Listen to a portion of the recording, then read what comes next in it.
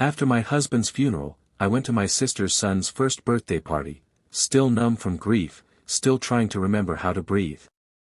I never expected the bombshell my sister would drop that day. As everyone gathered in the backyard, my sister, Cassandra, tapped her glass for attention.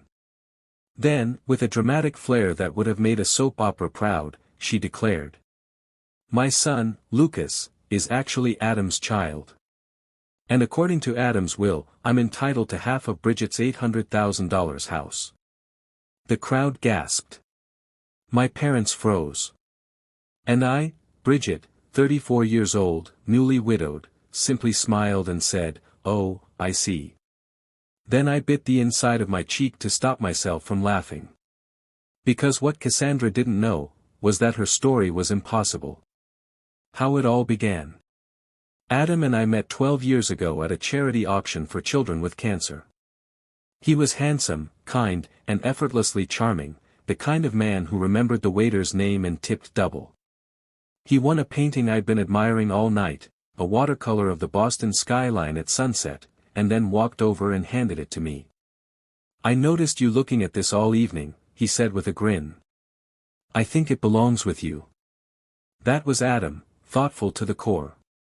8 months later, he proposed on the harbor where the skyline mirrored the painting that brought us together. We built our life in a creaky old Victorian home in Beacon Hill. It cost us $800,000, every penny we could spare, but we poured love into every corner, renovating it room by room. We wanted children, desperately. We tried everything, charting cycles, doctors, for rounds of IVF, but nothing worked. After the last failed attempt, Adam held my hand and said, "You and me, that's enough. We can still have a beautiful life." So, we did. We built a life full of travel, love, and laughter. My sister, Cassandra. Cassandra was always the wild one. 4 years younger, beautiful, impulsive, and forever in competition with me. When I bought a house, she complained about her apartment. When I got married, she rushed into a relationship.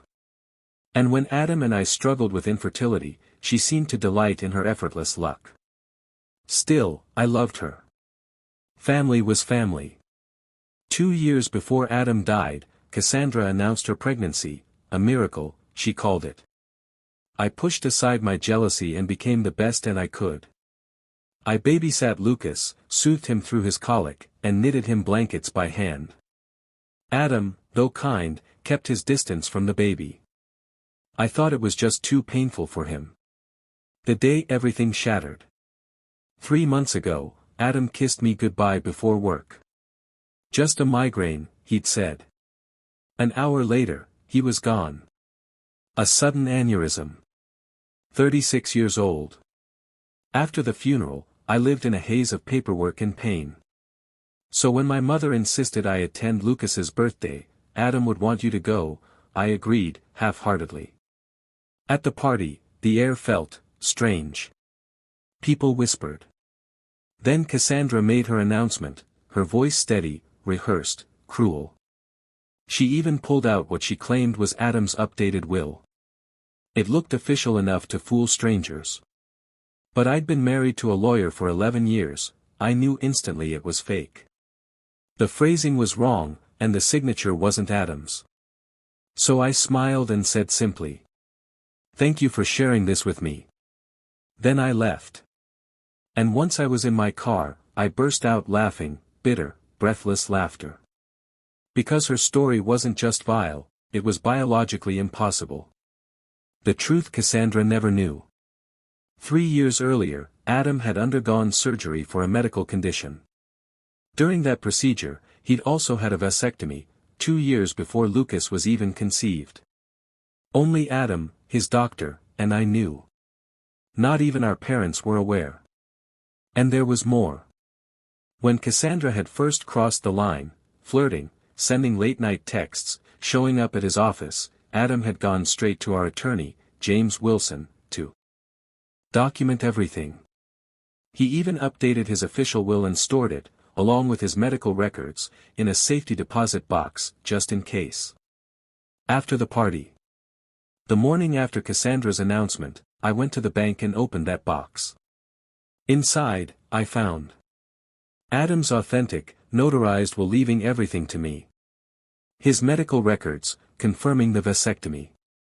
A journal documenting every unwanted advance Cassandra had made. A letter from our attorney verifying all legal documents. And at the bottom, an envelope with my name in Adam's handwriting. Inside, Adam had written, "My dearest Bridget. If you're reading this, something has happened to me, and Cassandra has likely done something foolish.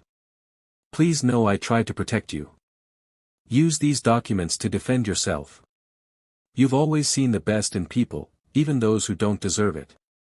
Don't let that kindness be your undoing. I love you, always. Adam." Asterisk. By the time I finished reading, tears covered the paper. He had prepared for this. For her. For me. What came next? I called James Wilson that afternoon. When I showed him Cassandra's forged will, he laughed softly. "She's not only cruel," he said, "she's also sloppy." Within a week, Cassandra received a cease and desist letter and notice of potential legal action for fraud and defamation. When the truth came out, the medical proof, the legal records, the journal, Cassandra's little story collapsed overnight. My parents were devastated, ashamed of her. As for me, I didn't feel triumphant. Just tired. Grateful to Adam for protecting me even from the grave, but tired of a sister who would rather destroy family than face her own failures. Epilogue. Sometimes, I still walk past the painting of the Boston skyline, the one Adam gave me the night we met. It hangs in the living room, sunlight catching the colors just right. People ask if I'll forgive Cassandra. Maybe someday. But for now, I'm just focusing on peace, on rebuild. On breathing again. Because the man who loved me once said, "You and me, that's enough." And even though he's gone, somehow, it still is.